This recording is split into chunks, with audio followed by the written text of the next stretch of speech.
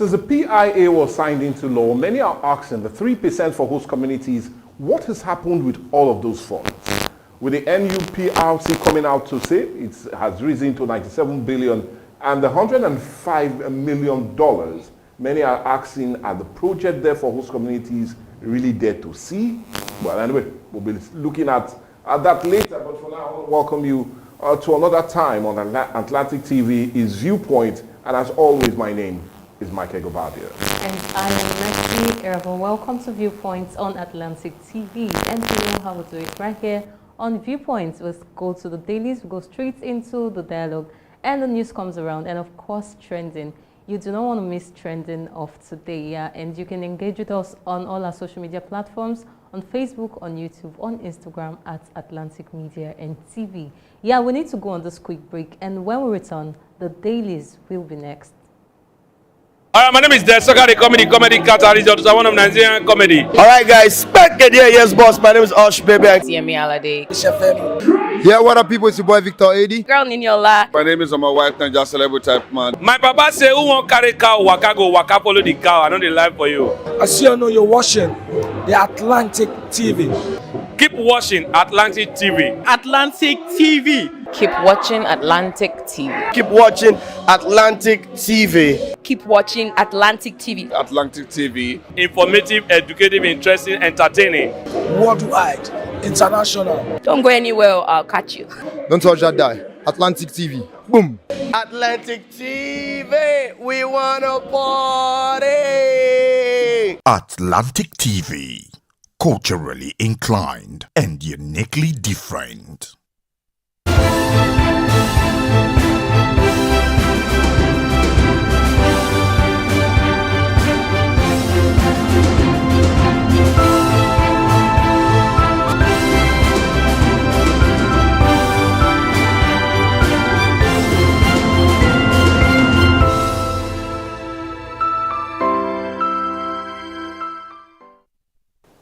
Well, yes, the papers is where we're starting off right here on our Viewpoint on Atlantic TV.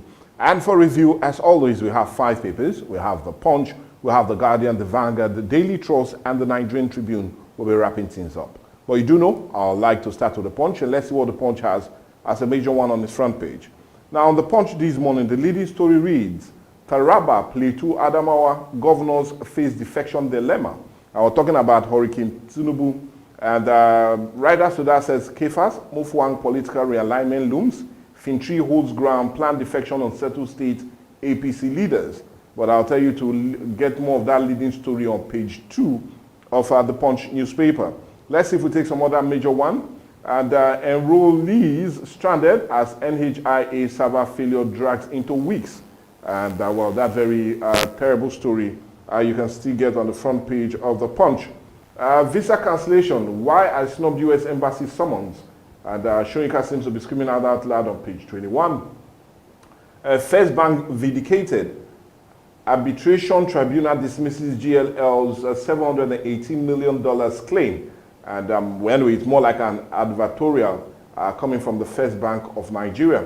But let's leave all of those issues that seems to still be being debated. Undermining has its conclusion in court. And let's see if we take some other major stories. Coup controversy. Military interrogates MD raids ex-governor's house is a screamer on page 2. Senate set to drill new service chiefs today. And page 3 seems to have more of that story. Still on page 3, vote buying would not decide Anambra election, says Amuputon.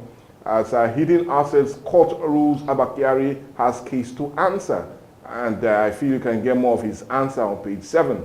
Senate to earn over 4 trillion yearly from VAT reforms, or states to earn over 4 trillion naira yearly from VAT reforms, is a major screamer on page 39. But what's on page 7, and funny enough, the picture of the day is Abdul Razak receives 23 kidnapped victims rescued by the military. And I would just really wish that more can be done in helping to rescue these kidnapped victims from the hands of the bandits and marauding insurgency groups. All of that you can get also on the front page of the Punch. That's much you can take from the Punch. Your lesser stories making it to the headlines of the Nigerian Tribune. The lead story here says, violence will be met with strong, uncompromising response. And this is coming from the National Security Agency. Police to deploy 45,000 officers. And Mupitan justifies extension of collection of PVCs.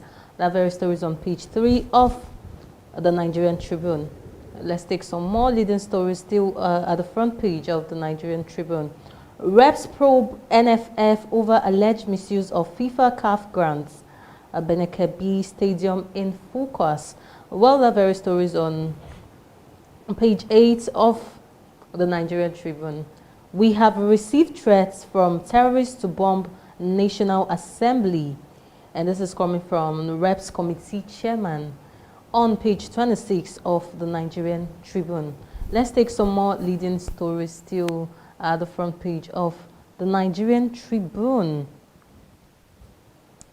Okay, growing concern over CBN's bids to control Nigerians' fixed income markets.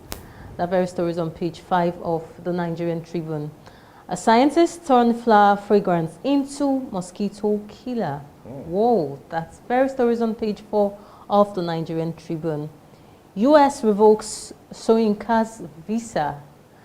The story is on page 16 of the Nigerian Tribune. And what we have as the picture of the day, yeah, we can see the FCT Minister Onyesom Wike speaking at the discussion forum at the ongoing 2025 Asia Pacific Cities Summit Forum in Dubai. Well, that's all we're taking this morning on the Nigerian Tribune.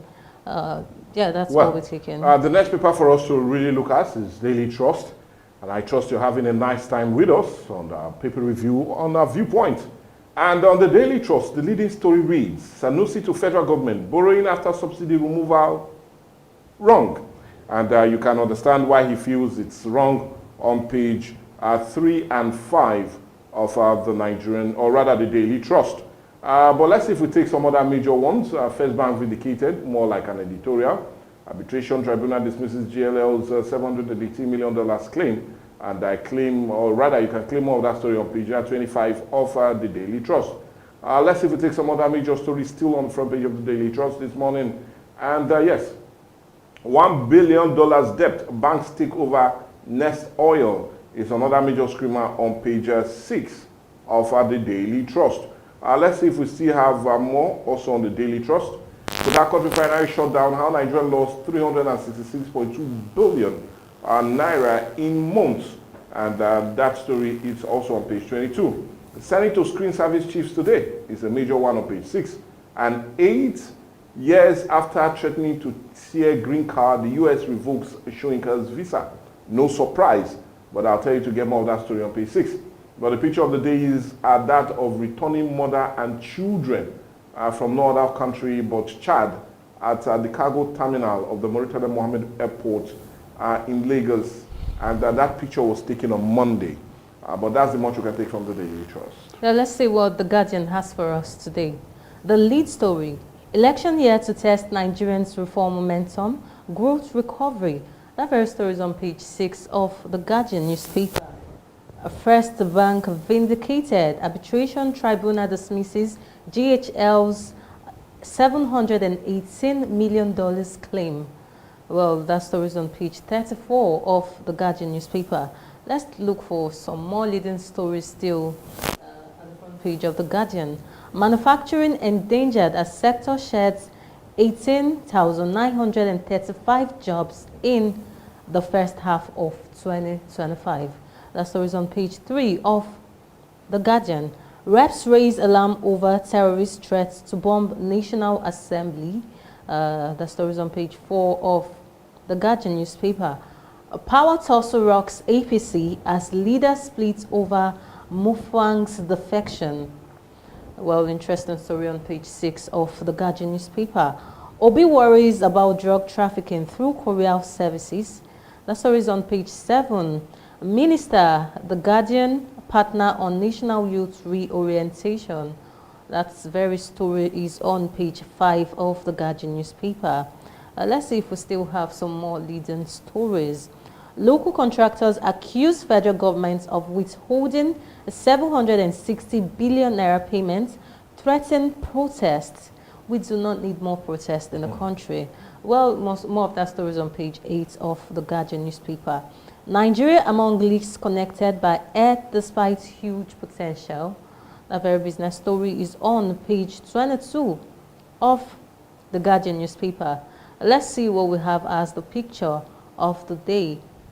The picture of the day is highlighting the lead story. Election year to test Nigerians' reform momentum, growth, recovery.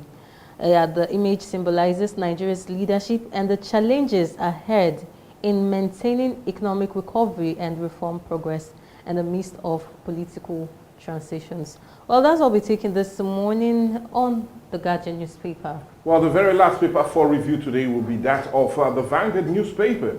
And on the Vanguard this morning, the leading story is, don't just reform court waste, Sanusi Petersai tells a federal government. And let's see if we take some major rider very story. Excuse me. Challenge leaders on accountability, economic discipline, if reforms must work. Excuse me. Why do we need 48 ministers, long conveys, endless travels? This according to Sanusi.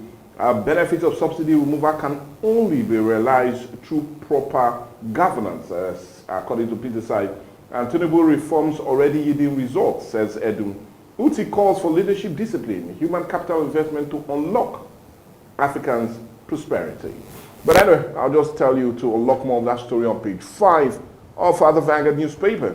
Let's see if we take some other major ones still on the Vanguard. Well, anyways, you can still see First Bank vindicated, and well, it's more like a paid editorial almost all the dailies today. But continue that story on page 3. Let's see if we take some other major ones still on the front page of the Vanguard. Enugu emerges likeliest state to survive without fake allocation.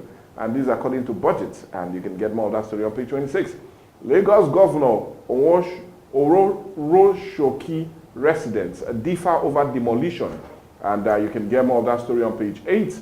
Senate NSITF take over. Declaration of war on workers.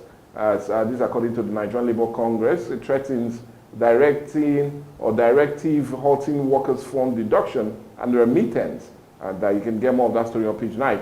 Rep to probe NFF over $25 million FIFA grant. And you do know the Berinki Kirby Stadium is the reason for that. We'll get more of that sporting story on page 30. I've been banned from US. We want to tell him we know. Shonika is saying that on page 8. We have received threats from terrorists to bomb National Assembly. Reps raises alarm. And that very disturbing story you can get on page 9.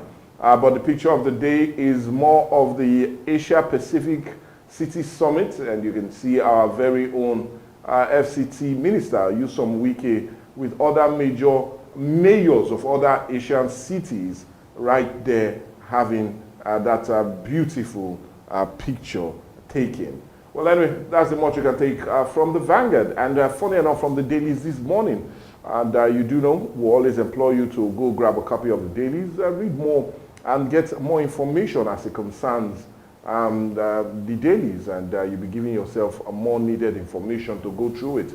But talking about going through with it, I will just also tell you that some seems to be major on the front page of the dailies this morning. And one that seems to be catching my attention is the issue of a threat by bandits or terrorists to bomb the National Assembly. And funny enough, the House of Rep members say they received that later. It's quite disturbing and highlighting the need for the confirmation of the service chiefs for them to really dive deep into the business of securing life and properties in Nigeria. And we're also excited that, like stated in the papers, all of that testing will take place today. We should have been scheduled for next week, but with what the information reaching us on Dialogue and also on Viewpoint on Atlantic TV is that the Senate seems to want to quickly do it so they can kickstart their duties and better see how they can really help to guide and also protect lives and properties in Nigeria.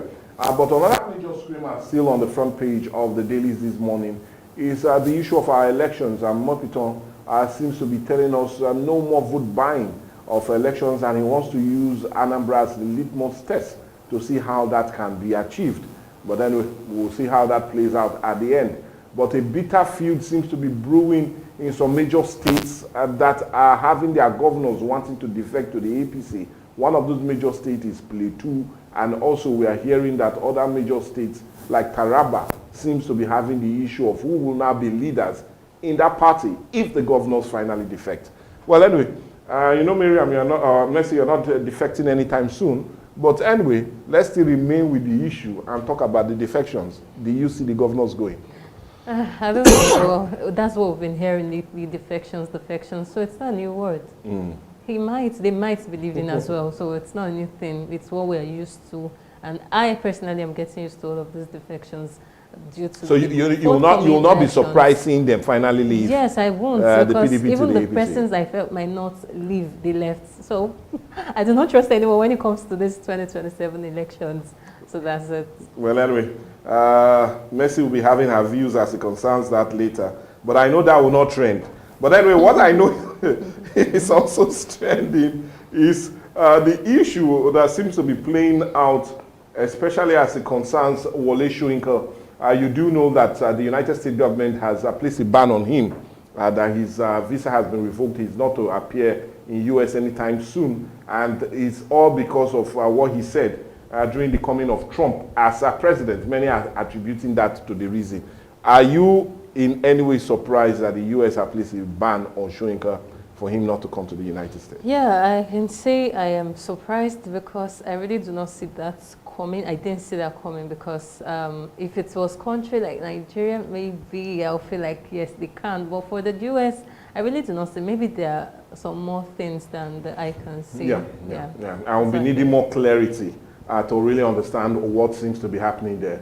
But what's happening here is still the paper review, and we need to go on that break now. But do remember, dialogue will take center stage. And on dialogue today, we'll be talking about the PIA. We're talking about the Petroleum Industry Act and the 3% for host communities that many are already asking, where is it? Well, anyway, you just stick around. I will do all of that later on Viewpoint on Atlantic TV.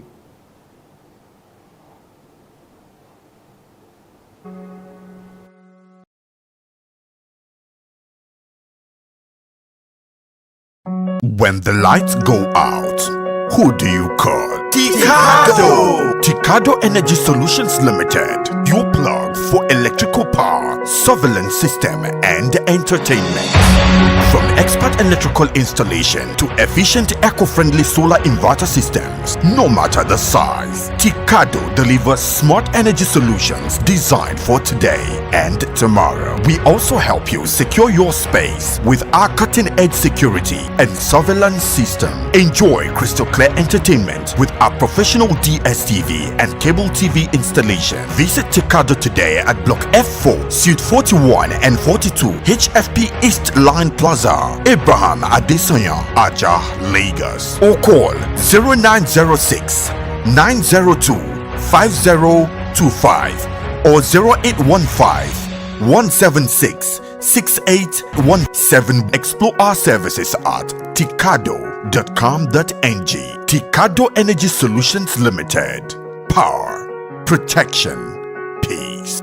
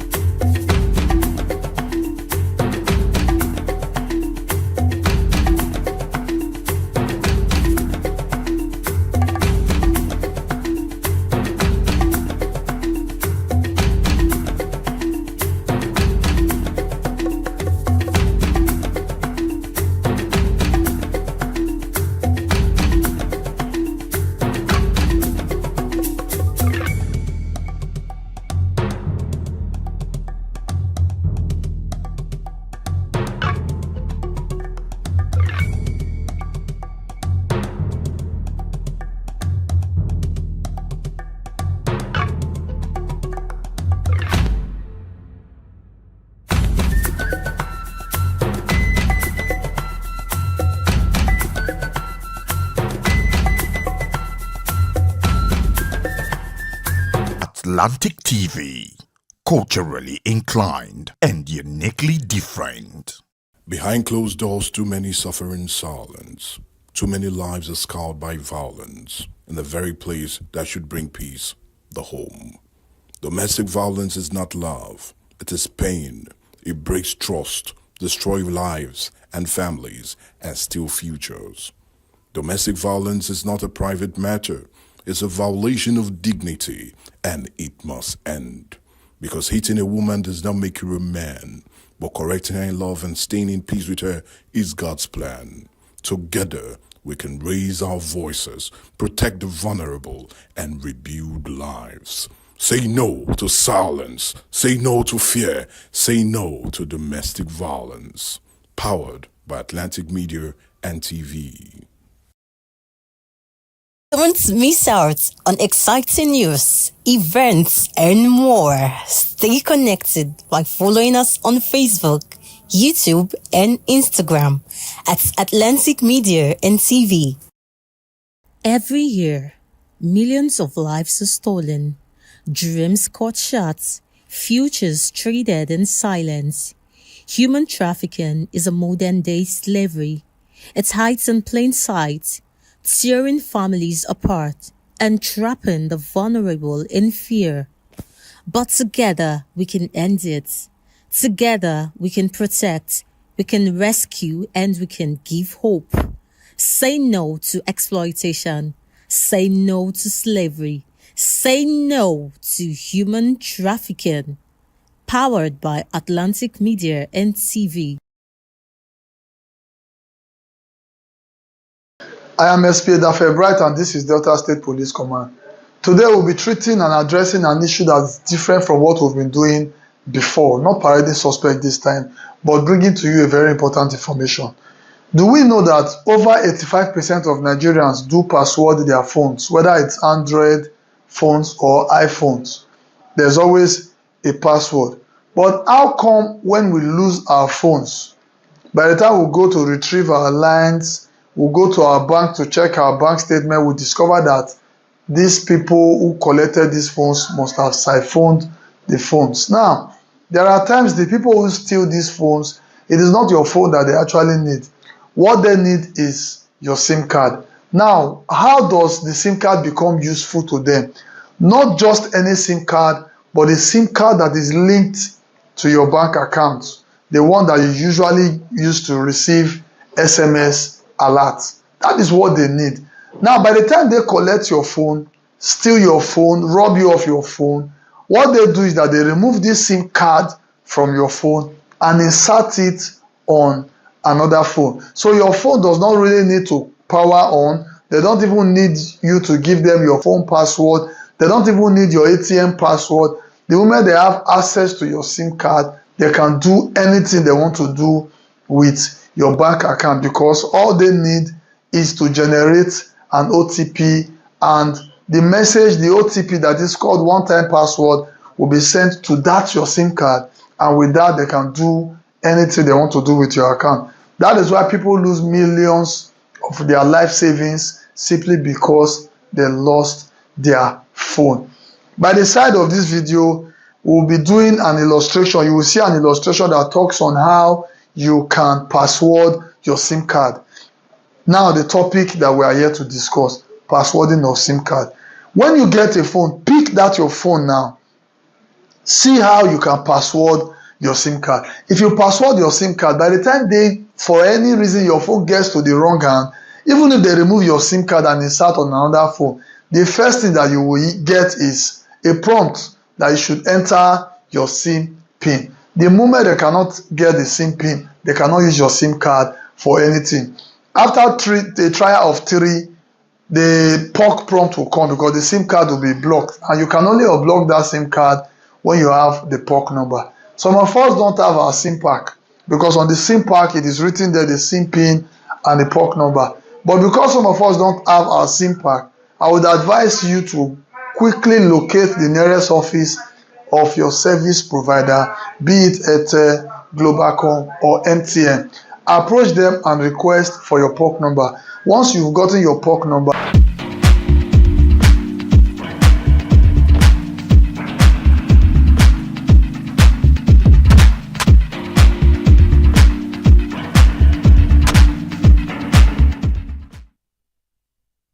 President Rights Advocate and Senior Advocate of Nigeria, Femi Falana, has called for amendment to the Petroleum Industry Act, PIA, to increase the 3% allocation for host community development to at least 5%. Arguing that the current provisions is inadequate to address decades of neglect and degradation in oil-bearing areas. Speaking at the King Saro-Wiwa 30th anniversary memorial lecture in Port Harcourt, Falana said that despite the introduction of the PIA, the benefit to host communities remain marginal and largely symbolic. The legal icon revealed that by May this year, the Nigerian Upstream Petroleum Regulatory Commission announced that over 97 billion naira and $150 million have been allocated to host communities under the PIA, but transparency around the disbursement remains poor. He also called on the National Assembly to review the PIA, emphasizing that host communities' provision should not only be symbolic, but must reflect justice, repatriation, and also direct community ownership, and urge the federal government to ensure that host community development trust structures are transparent, inclusive, and accountable to the people they are meant to serve. But the big question is why we have in the past not heard more as it concerns the 3%, and will a 2% increase change the narrative as it concerns the development of the host communities, and will transparency of the funds still not remain an issue when they seem to have more? Well, this and more as it concerns host community is what this edition of Dialogue is centered on, and that is a call for the increase in host communities fund, according to Femi Falana. And that's what we're having as a major discourse today on the show. We're still looking at the PIA and also the 3% that's made for no other but the host communities, and the recent call by no other person but Femi Falana for an increase from 3% to 5%. Well, anyway, irrespective of the percentage, we have no other person but someone that was a main critical stakeholder, especially as it concerns the PIA and when it even translated into the Act. And not only that, he was also a part of that discussion at the King Saro-Wiwa 30th anniversary. And I'm talking of no other person but Dr. Fineface Dunamini Fineface. You do know he's the Executive Director, Youth and Environmental Advocacy Center, and also the Rivers State Coordinator of the Sustainable Development Goals. He's joining us all the way from Port Harcourt. Good morning, Dr. Fineface Dunamini Fineface. Good morning to you, Michael, and nice to be part of the program this morning from the. Well, we're really happy having you as a part of the program this morning, and I would just really want us to go straight into our discourse. Now, we do know under the Petroleum Act Section 257 of that very act provides the 3% of the operation expenditure of oil companies will be set aside for host community. And I know you were a strong advocate for that very push before it now finally came into being. But now we are 3 years down the line with that PIA now being law, and the question still remains: are you satisfied with what has come as on account of that 3% to host communities, or do you feel a bit skeptical about the transparency that concerns the disbursement of that fund, as also being emphasized by no other but Femi Falana? Thank you very much, Mike. I think for a start, to say that it is still very early for us to talk about lack of transparency around the implementation of the PIA, especially in relation to the 3% royalty to host community development trust, because the PIA came into 2021 and efforts are still on to ensure that the host community development trust are set up in every oil producing community clusters across the Niger Delta, and let me say across Nigeria. So that process is still on. I know that so much have also been paid so far to those who have been able to have their host community trust set up. But I think the issue of transparency is early, but it's also good for us to put in place early morning signs of checking and ensuring that transparency is adhere to in this process. But to a very large extent, I must say that so far so good. Some host community development trusts have received their funds. Some are still waiting for their funds. Some are still being set up. And so far, as an experimental that is coming into being for the first time since the PIA came into existence, I think that a lot of things are still happening experimentally. And so far, I think it's been fair. So we cannot really say that the issue of transparency is setting in to the extent that it is affecting the operation of the host community development trust 3% that is allocated according to the Petroleum Industry Act, Section 257. If you say so, but I'm also being forced now to ask.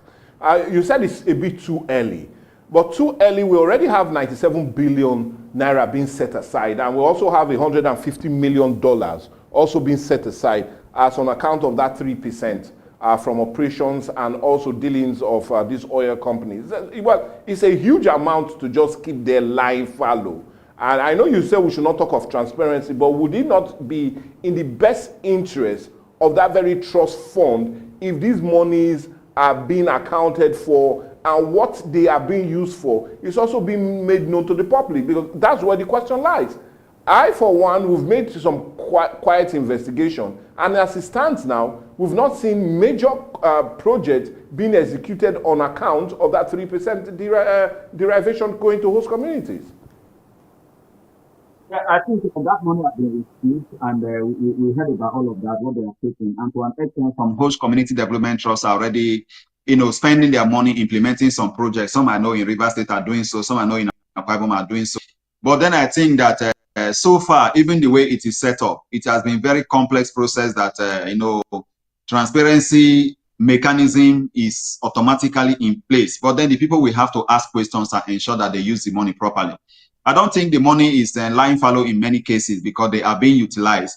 But then the host community development trusts are also trying to see how they can invest part of this money, and then the interest rates that accrue to them from this money can be used. So that is what they are trying to do to a very large extent. But I believe that, it's still an experimental process. They are trying to see what they can do, considering that the PIA gave so much power to the settlers, which is the oil companies, to appoint majority of even members of the host community development trust.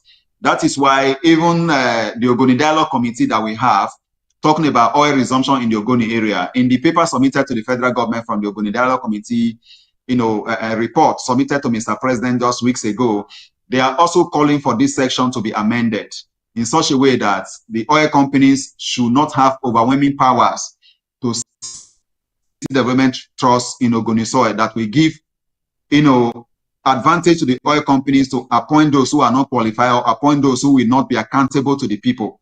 So all of this put together, and what Falana have called for is very fundamental. And I think we have to continue to push, ensuring that the host community development trusts are held to account in terms of what they are doing.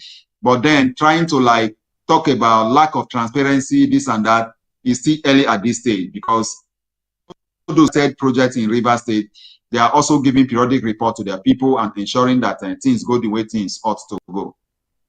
Well, anyway, if you feel that, well, it's a bit too early for us to talk about transparency, but I want also still look at one that you also raised, which is also more of a problem for many communities. I don't know of the Rivers, but we do know in Delta State is also a major issue. And it's the issue of the oil companies having that major right in choosing who they feel they want to discuss with, especially as it concerns those trusts, the trust fund. But that's a problem. Don't you think that it will be detrimental at the end if the oil companies feel to have that power to select?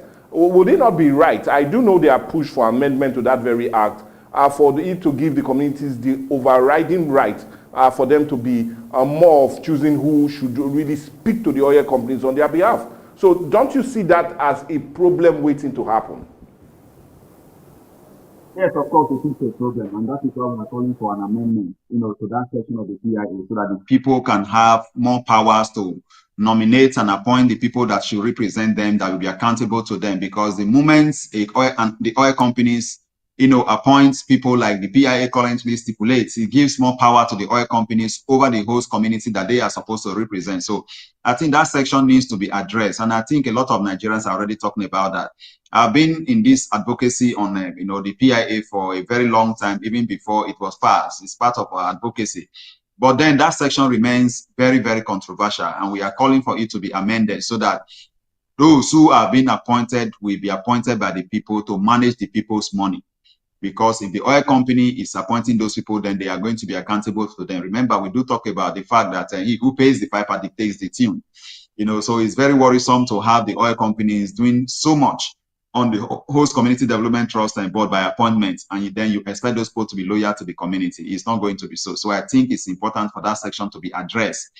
And I think that should be done within possible time. Let's come to another crux of the matter that Femi Fanala talked about, especially when you were there just last week, and is the issue of the increase of from 3% to 5%. Now, I'm almost being also forced to ask, are we going to see any significant difference as it concerns the 2% increase from 3 to 5? Well, basically, I was there with Falana, as you can see in the photograph that was also just shown on your TV here. I listened to him, I heard him talk about this issue, and he advocated for that percentage to be increased from 3% to at least 5%. And he then called for the 13% derivation that the states are taking, that at least 5% of that amount should be paid to the host community development trust, in addition to what they have received from the settlers. Because the states are receiving that 13% derivation as a result of the presence of oil in those communities in that state. Femi Falana also argued that it is not every part of a state that has oil. So when the money is received by the state should give 5% of that money to the host community development trust that are the original host communities where the oil is coming from. And then the remaining percentage, which is 8, can then be used to develop the state in general. Because it is an aberration that the host communities are getting just 3%, the state is receiving 13% of the derivation, and then the host communities that are suffering the brunt of the oil pollution and the impact in that same state are not getting a percentage of that 13% directly paid to them. That is important for that to happen so that the state can have a sense of belonging, be able to plan themselves, develop themselves, and have benefit from the oil that is found under their soil. So that the kind of thing that happened in Ogoni, leading to the killing of a generation of Ogoni people, will not happen again. And that is part of what the Ogonis are also demanding of the Ogoni Dialogue Committee that is put out, and the report has been presented to the federal government before they talk about oil resumption in Ogoni. That is important for this section of the PIA to be amended. About 3/4 sections of the PIA, but that very section, they are all under the section 257. That those sections should be amended so that it doesn't apply the way it is generally applying in the Ogoni area because of the ills, that are contained therein. For you to say that, because I was almost going there, I want us to leave the PIA for now and return to the issue of the cleanup in Ogoni land. Yes, like we said, there was a white paper that was really given to President Bola Ahmed Tinubu early this year, which indicated that all seems to be well, and which made Mr. President feel that there's enough time now for oil exploration to continue in Ogoni land. But I want you to take us up to speed, or as it concerns where we are now at the moment. Have oil exploration started in Ogoni land? Has the cleanup been completed? What are the teething issues that seems to exist that is not making many Nigerians feel that all is not well as it concerns the issue of Ogoni land? I think Nigerians are that all is not well with the Ogoni area as it concerns this oil resumption plan and the cleanup. All is not well yet. The plans are still on, and the Ogoni Dialogue Committee that was set up by Mr. President, they have discussed, they have met with Ogoni people, they have submitted a report to Mr. President. And the report submitted to Mr. President, I must mention that they did not validate the report before submitting it to Mr. President. That is to say that after collating the report for every Ogoni that submitted memoranda, they did not come back to the Ogoni people to say that this is what we have collated, this is what we are going to present to Mr. President, like it was done in 1990 when they put together the Ogoni Bill of Rights. But then that report is now before Mr. President, and that report has not been officially made public. The report is kept as secret as we have the NDDC forensic audit reports. We do not have it publicly, but then some copies are circulating. We don't know how authentic that copy of the Ogoni Dialogue Committee report submitted to Mr. President is. But then the report that has refused to leak, I must mention, is the NDDC forensic audit report. But then in that report, I think all is not well in Ogoni. Oil resumption has not, happened. Oil production has not started in Ogoni as we speak. So the cleanup is still ongoing.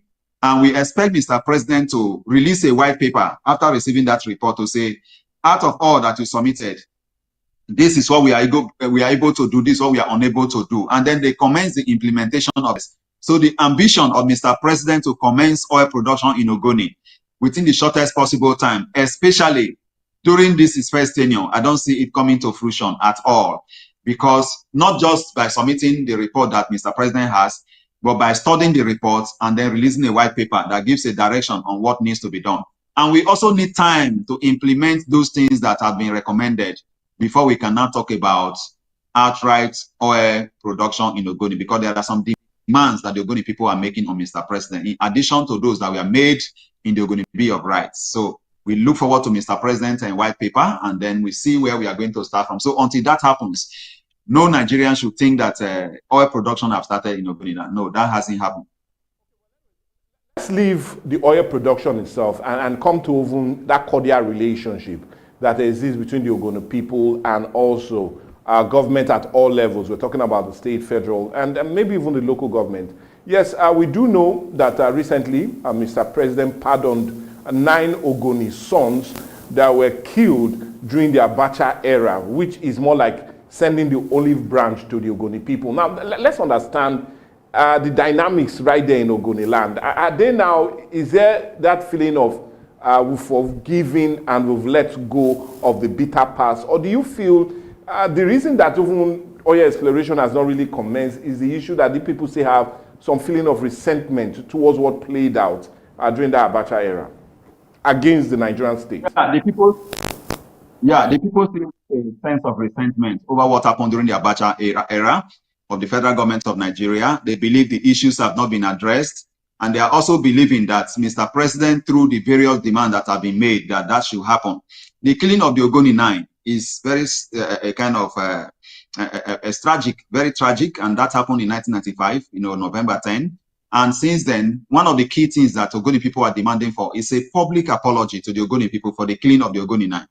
And that Mr. President has refused to do so far. And it's still part of the demands that have been made that is currently before the federal government of Nigeria, for Mr. President to, apologize on behalf of the federal government for the killing of the Ogoni 9. And then we look at the issue of the Ogoni 4, which made the total Ogoni 13. The honors have been given, they have been received, but we are still talking about exoneration, whereby the Ogoni 9 will be exonerated of the murder charge for which they were killed.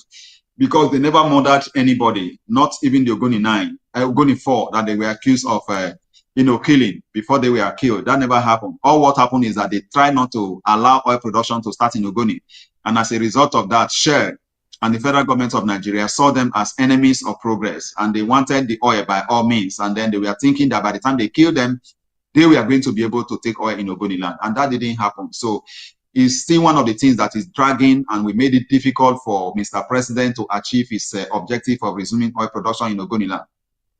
And I want to call Mr. President back to sometime in 2005. Remember, there have been several committees set up to reconcile the Ogoni people and for possible oil production in Ogoni, including the Okuta panel, that was set up. A lot of these things have been done, and it never happened. But I see a more committed president this time around to addressing this issue. But he needs to give time to this process and ensure that it happens, by ensuring that the implementation of those recommendations made in the report are done, and then we can talk about oil production. Let's leave Ogoni and come back to the PIA. And that present call by no other but Femi Falana for the National Assembly to do the needful. And the needful in every sense is to see how they can amend that very PIA Act to increase the 3% to 5%. I want us now to go there. Yeah, we do know there's currently amendment. The Constitution is currently being looked into for more amendment to come. Now, do you see that really happening anytime soon? An increase from 3 to 5%, especially when you've stated that most of that money have even not been used. Almost the 97 billion that have been raised and also $150 million that have been raised have not been used and are still being kept in a perceived bank account to gain interest that will also be used by the community. So my question, do you even see the National Assembly, because we do know there will be a public hearing, and when all of this comes up on the table of the National Assembly, that might in every way not encourage them to have an increase. So let's look at it. Do you foresee the National Assembly increasing the 3% to 5% anytime soon, especially from that growing call, not just from Femi Falana, but from other notable Nigerians? Yeah, this is our call, and that is our advocacy for the implement to be done. But unfortunately, I don't see it happening anytime soon because I don't think the PIA is even on the table for them to look at right now. What they are focusing on now is to amend the 1999 Constitution and talk about state creation, across the country. That is what they are focused on, and that is what they are trying to use to, go into the 2027 election campaign. So they may also talk about this issue of, amending the PIA, but I know that is not going to happen anytime soon. They are going to allow the PIA to work, and then they look at it for about 10 years. So we may be talking about the issue of PIA amendment sometime around 2030 or 2031. So I think that the 2027 election is not going to see the PIA amended, but the 2031 election is likely going to see the PIA amended. By then, it must have been experimented for 10 years. And a lot of loopholes and other challenges within the PIA would have been discovered. And all of this listed out, then the National Assembly will then give attention to the issue of the PIA. And it's unfortunate because even with the billions and millions of dollars that have now been raised from the 3%, but it still has to be so, because whether it is utilized immediately or not, it remains that the money is there for the people. And when it is there for the people, it means that the people will surely use it, including the interest rates accruable as a result of, this money being domiciled locally or internationally. As it concerns the timeline for that very amendment, which you do not see anytime soon. Well, anyway, that's not like dashing off the hope of the PIA being reviewed, but maybe in the future we might see that. But let's come back to the present and look at another major issue that we feel that also has to be looked into. And we do know one beautiful thing about the PIA is that each host community seems to have what is quite needed by them, unlike that of the NDDC that is government run, and what government feels is the provision of the people for that minute they give. But the PIA seems to be different, with the host community seeking for what they truly need at that very moment. Now, let's come back to there. I know you said you've seen some major projects being executed by the host communities, and I'm really interested or curious to ask, are really these projects community-based? Do they really reflect the immediate need of the communities, those you've seen yourself? The projects that have been implemented by the community development in parts of the state reflect and aspirations of the people. I have seen some of them advertise to develop solar mini grid for their community to provide steady electricity for their communities. I have also seen some of them award contracts for solar street lights for their community. I have seen some of them building houses for indigent members of the community, and these houses are built and donated. I've also seen them renovating some cottage hospitals within their community. I have seen them give scholarships to their indigents. So a lot of work have been done, and being the people's representative, I think they discuss, they agree, and then they liaise with the people, and then they implement this project. And the project so far advertised and implemented by the host community development trust that I have known, none of them have been kicked against by their people to say that, this project is not good, you're not supposed to do this. I have not seen that. So to an extent, I think they are still on track, and it's better for them because they are closer to the people than it was under the global memorandum of understanding. That's the GMOU that was in existence before we have the host community development trust. So I think so far they are on track, and I think they need to improve on how they are doing it to ensure that everybody is carried along and things go in the direction that it should go. Let's leave the PIA and come to another that I know you have a strong bearing about, and also one that you're also advocating for, and is the issue of modular refineries, which many Nigerians feel is about time that we should also look into it, knowing that now we are not having constant local production of refined product, especially with the Dangote refinery. And funny enough, who wants to also have the largest in the world with the 1.4 billion barrels per day production in the nearest future? Now, so let's come down to that, because that's another major issue.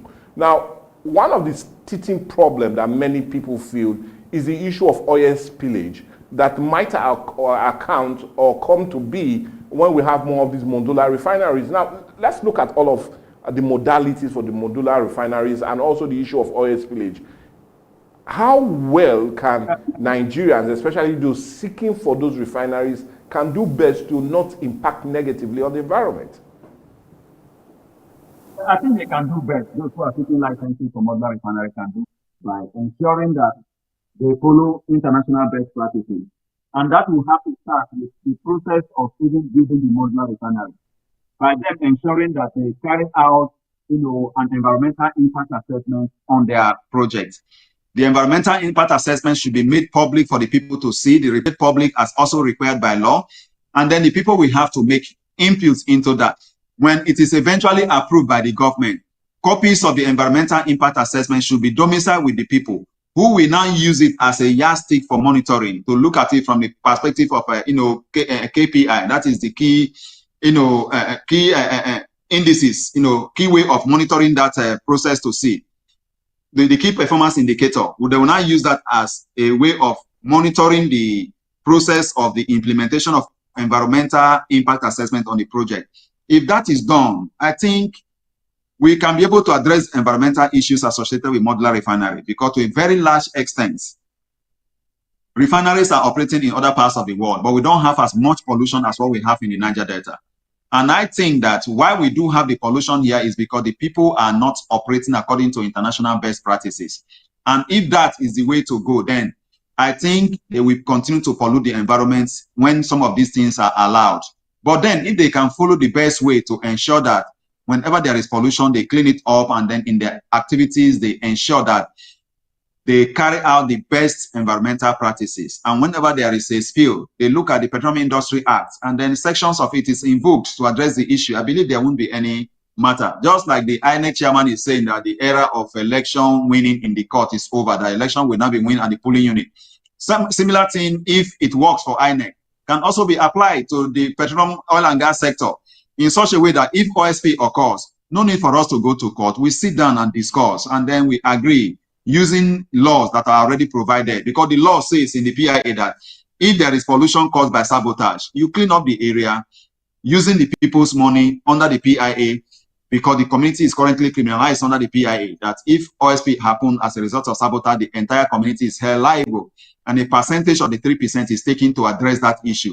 If that happens and it is sabotage, you pick a percentage of that until that law is amended to address the issue. Then if it is equipment failure, from the joint investigation visit that will be carried out by the National OSP Detection and Response Agency, NOSRA, it's already known.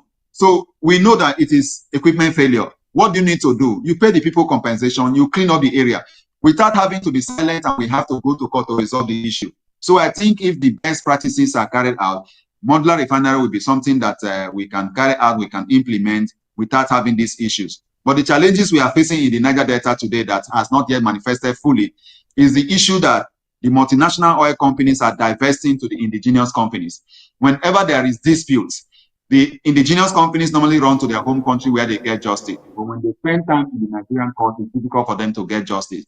So with the indigenous companies now taking over from the multinational oil companies in the Niger Delta today, it's going to be a challenging time for them to get justice, because the people involved are the indigenous people, the court, indigenous court, and the community, indigenous community. So what we need to do is, as part of the reform that we are talking about here, the judiciary will also need to sit up in such a way that whether it is indigenous companies or multinational oil companies, as far as there is jurisdiction over that matter, our legal system, our court, our judiciary should be able to give the people justice, so that it will rekindle the hope of the people in the Nigerian judiciary, especially as we tilt towards the path of having just indigenous companies operating in the country.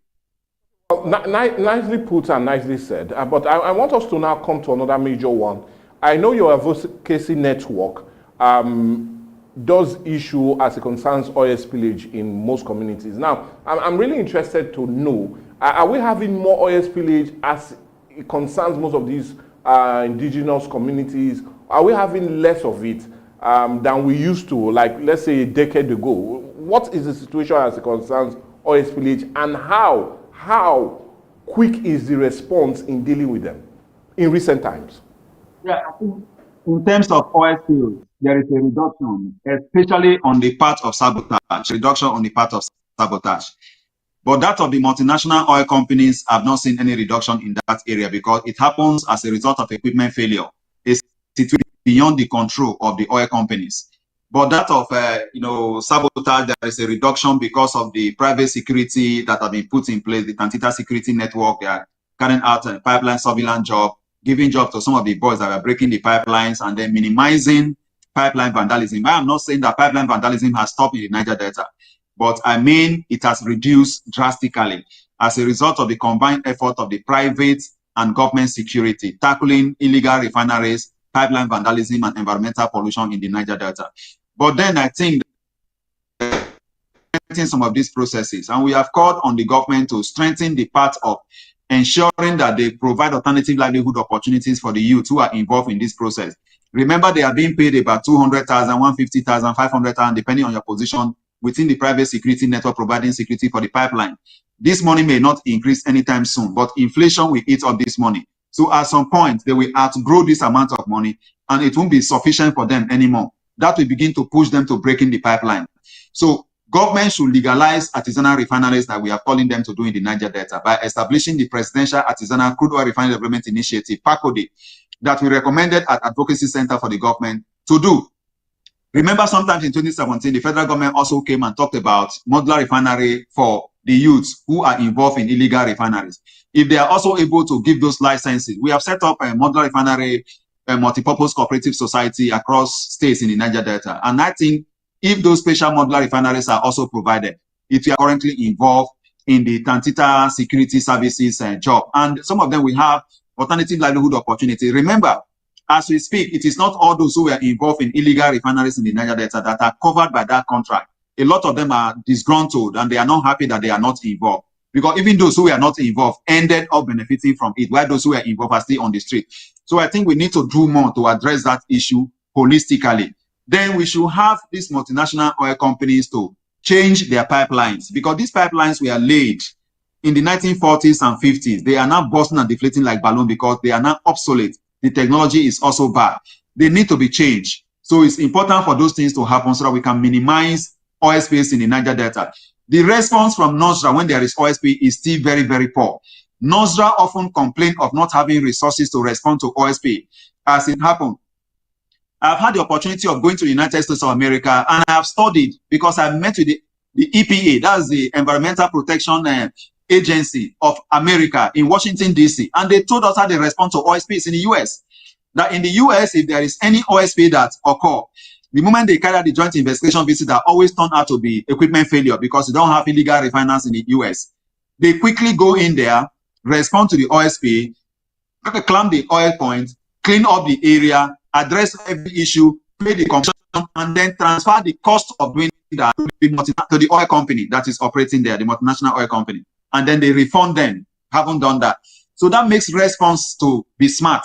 So I think that what is still serving as a bottleneck in the speedy response to oil spill in the Niger Delta is because NOSRA does not have the capacity, not really manpower in this perspective, but the resources to carry out its duties. So NOSRA should be strengthened to have the same legal standing, like INEC, like the NDDC, and it is so independent to have their funding directly given to them from the federation account. It helps them to run their their agency and then ensure that they are able to respond when there is oil spill.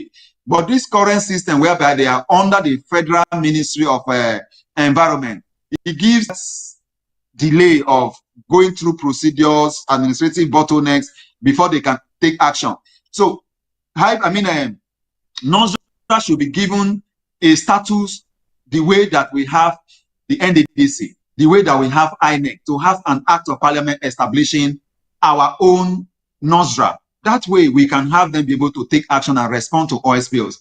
That's the challenges that we have in the Niger Delta.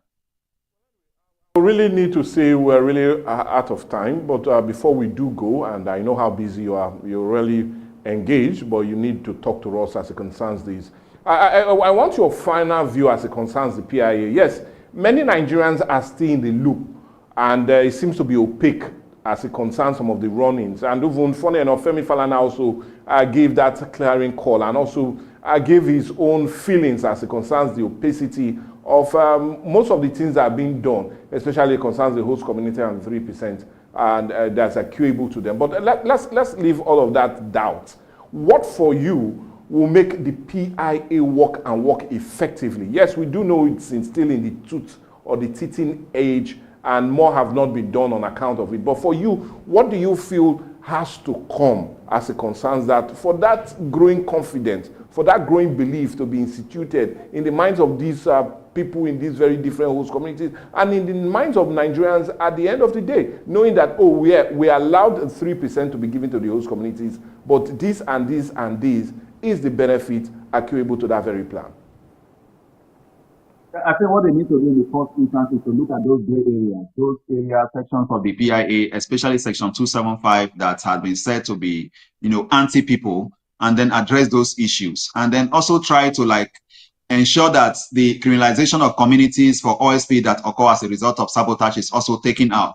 Because even the 3% given to them, there is a lacuna around that, and a loophole whereby if there is a spillage in the community caused by sabotage, they still have to dip their hands into that pause to take a percentage of the 3% to address the oil spill in that area. So if all of these issues that have been pointed out in the PIA are addressed, and we have the PIA, the percentage there in section 275 increased from 3 to at least 5, and then we have 5% from the 13% derivation to states, to oil producing states, also paid to the host community development trust.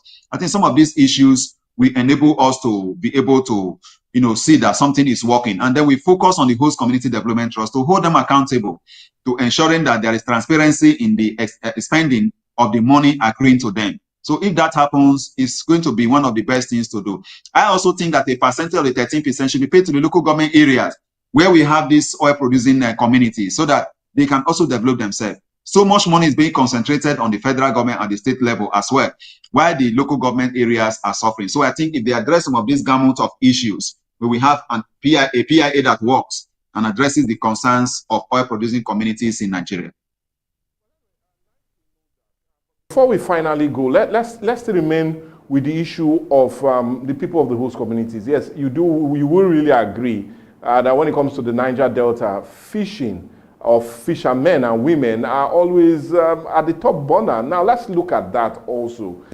Do you see a reduction in the numbers of fish, especially as it concerns the people of the community, or do we have an increasing amount, knowing that now the PIA has come to solve some of those teething problems like oil spillage that have really impacted negatively on the fishing abilities of these communities? Or do you see an increasing number of fishes now being getting by these fishermen and women on account of a change of livelihood and the betterment of the environment around them? Some improvement in fishing, yes, because the environment across the Niger Delta is still polluted. And that is why we are saying that the cleanup going on in Ogoniland should be extended to other parts of the Niger Delta. So I think the federal government should immediately call on United Nations Environment Program to audit other communities in the Niger Delta and release reports just that we have in Ogoni, so that we can clean up the entire Niger Delta. Because when we talk about clean up in Ogoniland, there are other surrounding communities that pollution is coming from. So we need to also address that. Today in Bayelsa, we have the Bayelsa State Environmental Assessment Report that is calling for $12 billion to clean up the environment in Bayelsa State within 12 years. If some of these reports are implemented, it will address that issue. Until there is pollution reduced on the waterways, fishing activities will not improve as expected. I know that natural attenuation, whereby the going and coming of tide, is helping to reduce the level of pollution by taking the crude that is on the waterway from the creeks and then taking to the ocean, mixing it, is helping to reduce it, but it is not enough. We have to carry out a voluntary cleanup across the Niger Delta.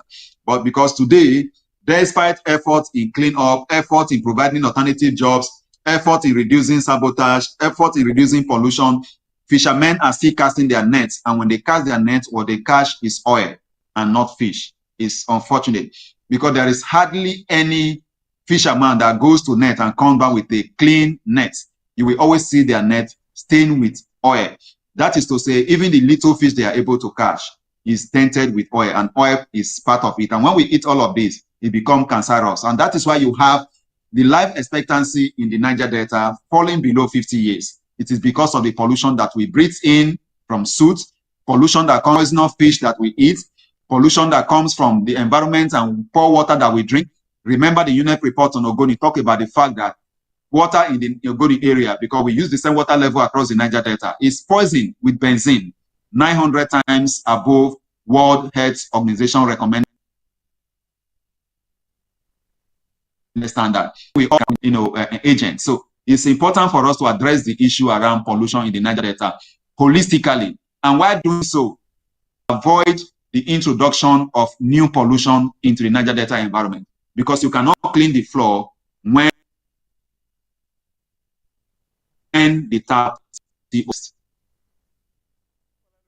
Thank you so much, and I'm talking of no other person but Dr. Fineface Udamini Fineface, the Executive Director of Youth and Environmental Advocacy Center and River State Coordinator for Sustainable Goals.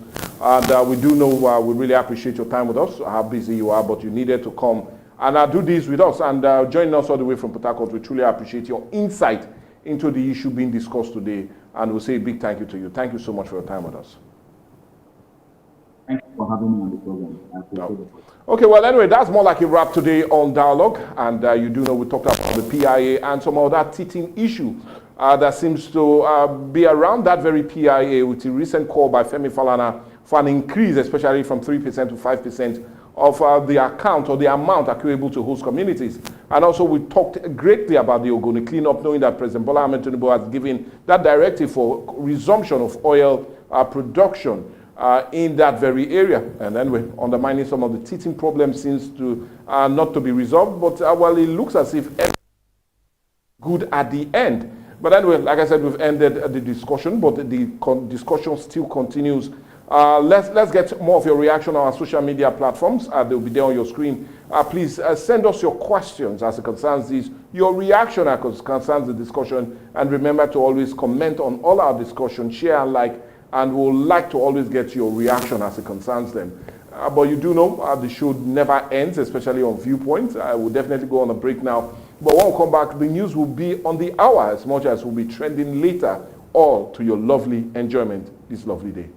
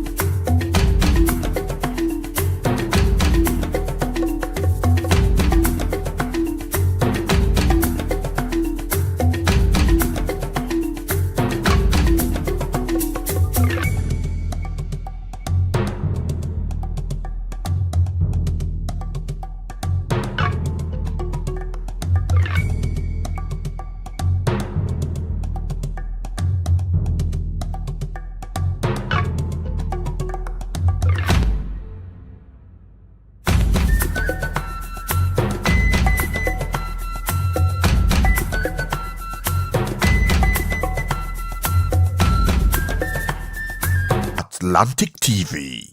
Culturally inclined and uniquely different. Behind closed doors, too many suffer in silence. Too many lives are scarred by violence in the very place that should bring peace, the home. Domestic violence is not love. It is pain. It breaks trust, destroys lives and families, and steals futures. Domestic violence is not a private matter. It's a violation of dignity, and it must end.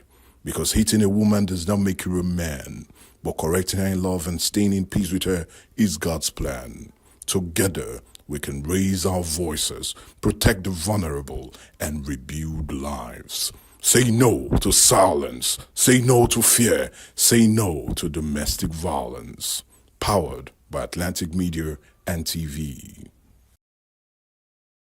Don't miss out on exciting news, events, and more. Stay connected by following us on Facebook, YouTube, and Instagram at Atlantic Media and TV.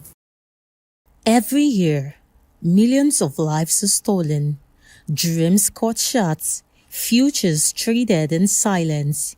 Human trafficking is a modern-day slavery. It hides in plain sight, tearing families apart and trapping the vulnerable in fear. But together we can end it. Together we can protect, we can rescue, and we can give hope. Say no to exploitation. Say no to slavery. Say no to human trafficking. Powered by Atlantic Media and TV. When the lights go out, who do you call? Tikado! Tikado Energy Solutions Limited. Your plug for electrical power, surveillance system, and entertainment. From expert electrical installation to efficient eco-friendly solar inverter systems, no matter the size, Tikado delivers smart energy solutions designed for today and tomorrow. We also help you secure your space with our cutting-edge security and surveillance system. Enjoy crystal clear entertainment with our professional DSTV and cable TV installation. Visit Tikado today at Block F4, Suite 41 and 42, HFP East Line Plaza, Abraham Adesanya, Aja, Lagos. Or call 0906 902 5025 or 0815 176 6817. Explore our services at tikado.com.ng. Tikado Energy Solutions Limited. Power, protection, peace. I am SP Dafe Bright and this is Delta State Police Command. Today we'll be treating and addressing an issue that's different from what we've been doing before. Not parading suspect this time, but bringing to you a very important information. Do we know that over 85% of Nigerians do password their phones, whether it's Android phones or iPhones? There's always a password. But how come when we lose our phones, by the time we go to retrieve our lines, we go to our bank to check our bank statement, we discover that these people who collected these phones must have siphoned the phones. Now, there are times the people who steal these phones, it is not your phone that they actually need. What they need is your SIM card. Now, how does the SIM card become useful to them? Not just any SIM card, but a SIM card that is linked to your bank account, the one that you usually use to receive SMS alerts. That is what they need. Now, by the time they collect your phone, steal your phone, rob you of your phone, what they do is that they remove this SIM card from your phone and insert it on another phone. So your phone does not really need to power on. They don't even need you to give them your phone password. They don't even need your ATM password. The moment they have access to your SIM card, they can do anything they want to do with your bank account, because all they need is to generate an OTP, and the message, the OTP that is called one-time password, will be sent to that your SIM card, and with that they can do anything they want to do with your account. That is why people lose millions of their life savings simply because they lost their phone. By the side of this video, we'll be doing an illustration. You will see an illustration that talks on how you can password your SIM card. Now, the topic that we are here to discuss, passwording of SIM card. When you get a phone, pick that your phone now. See how you can password your SIM card. If you password your SIM card, by the time for any reason, your phone gets to the wrong hand, even if they remove your SIM card and insert on another phone, the first thing that you will get is a prompt that you should enter your SIM PIN. The moment they cannot get the SIM PIN, they cannot use your SIM card for anything. After the trial of 3, the POC prompt will come because the SIM card will be blocked, and you can only unblock that SIM card when you have the POC number. Some of us don't have our SIM pack because on the SIM pack it is written there the SIM PIN and the POC number. But because some of us don't have our SIM pack, I would advise you to quickly locate the nearest office of your service provider, be it Airtel, Globalcom or MTN. Approach them and request for your POC number. Once you've gotten your POC number, you follow these instructions and ensure that you password your SIM PIN. Your SIM PIN is very, very important. On my phone, for instance, once you turn off the phone and you turn it back on, you must enter your SIM PIN. If you cannot enter your SIM PIN, the SIM card will be useless. And I'm telling you, once they cannot have access to your SIM card, your money will be safely in the bank. They cannot have access to. There was a time I lost my phone, and it took me about 2 weeks to go to MTN office to retrieve my SIM card. Why did I wait 2 weeks? Because I knew I had a SIM PIN. I knew they would not have access to my bank account. I knew they cannot even use my SIM card for anything. Some of these people, when they steal phone, we'll be hoping that, we'll track the phone. Some of them don't even sell the phone. They will just condemn the phone and just get the SIM card to see if they can have your money. Please, they say a word is enough for the wise. It is very, very important. Don't see this video and just pass it by. Watch this video to the end. We're almost approaching the end of the video. Ensure that you take the lesson. Please password your SIM card. They say a stitch in time save 9. It's very, very important. Make haste when the sun shines. Not be to come. You don't have to start running and start saying, what do I do? What do I do? When you can prevent it. Let's not forget, prevention, they say, is better than cure. Thank you. Atlantic TV, culturally inclined and uniquely different.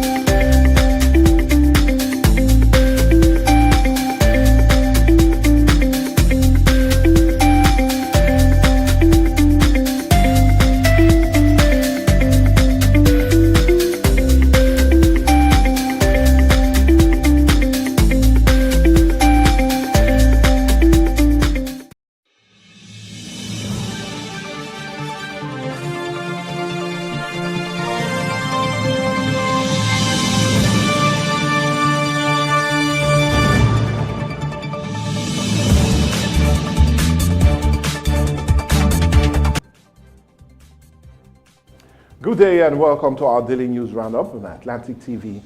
I am Michael Gobadia. Here are our top stories. UNICEF raises alarm over vaccine resistance in northwest Nigeria. WAEC debunk claims of subject restriction for 2026 WAEC. Oshomole calls for textile revival to create about 20 million jobs. The foreign scene Putin boasts of breakthrough as Russia tests nuclear-powered cruise missile. And our sports, Messi hints at 2026 World Cup return. Now to the news in full. The United Nations Children Fund, UNICEF, has raised concern over growing resistance to polio vaccination in northwest Nigeria, a development it warns could threaten the country's polio-free status. At an event marking World Polio Day 2025, Juma said the organization is adopting new strategies to rebuild public trust, including stronger community engagement, fighting misinformation, and involving youth as vaccination advocates. In Sokoto State, Commissioner for Health, Dr. Farouk Bakar, reaffirmed the government's commitment to achieving full coverage. He revealed that 19 to 23 local government areas recorded over 90% coverage, but warned that broader communities still poses a risk for cross-border virus transmission. To close the gap, the state is reinforcing surveillance, strengthening border health posts, and deploying about 209 midwives across 109 primary health centers. New health workers are also to serve 2 years in rural communities to improve grassroots access. UNICEF says while Nigerian progress remains commendable, the refusal trend must be tackled head-on to prevent any resurgence of the deadly polio virus. UNICEF Chief of Field Officer in Sokoto, Michael Juma, disclosed that over 3,000 households across Sokoto, Kebbi, and Zamfara State rejected vaccination during the latest round of immunization. The West African Examination Council, WAEC, has debunked reports suggesting he has restricted secondary school students to specific subjects for the 2026 West African Senior School Certificate Examination. WAEC clarified that it has no authority to modify or restrict subjects, noting that the development and regulation of curriculum remain the exclusive responsibility of the federal government. The council reaffirmed that its role is limited to assessing students based on government-approved curricula, adding that any changes will follow due process. The examination body, which operates across 5 West African countries, assure candidates and schools that no student will be disadvantaged in the forthcoming examination. WAEC also warned against relying on unverified social media reports, urging the public to depend solely on official communication from the council. With the clarification, WAEC maintains its reputation for fairness and also transparency as preparation intensifies for the 2026 WAEC across member countries. In a statement released on Tuesday and signed by its acting head of public affairs, Moishola Additional, on behalf of the head of national office, WAEC, described the report as false, unfounded, and misleading, urging schools and public to disregard them. Away from that, Nigerian former Labour leader and ex-Edo State Governor, Senator Adams Oshomole, has urged President Bola Ahmed Tinubu to prioritize the revival of the nation's textile industry, describing it as a sleeping giant capable of creating over 20 million jobs. Oshomole proposed a Nigerian first policy that mandates all uniforms from security agencies, schools, and hospitals be produced locally, a move he said will save foreign exchange, strengthen the naira, and also reduce unemployment. He linked the collapse of industries to the nation's insecurity, warning that every idle hand is a potential recruit for crime. At the event, the union honored Oshomole by renaming his national secretariat the Adams Oshomole Textile Labor House, recognizing his past service as General Secretary of the Textile Union. Industry stakeholders also unveiled a tailoring hub and education empowerment fund to promote youth empowerment and skills development. Oshomole called reignites a debate over industrial revival and the push for economic self-sufficiency as Nigerian battles rising unemployment and foreign exchange pressure. Speaking at the 37th Annual National Education Conference of the National Union of Textile, Garment and Tailoring Workers of Nigeria in Kaduna, Oshomole blamed the collapse of the once vibrant sector on smuggling, poor policy enforcement, and reckless trade liberalization.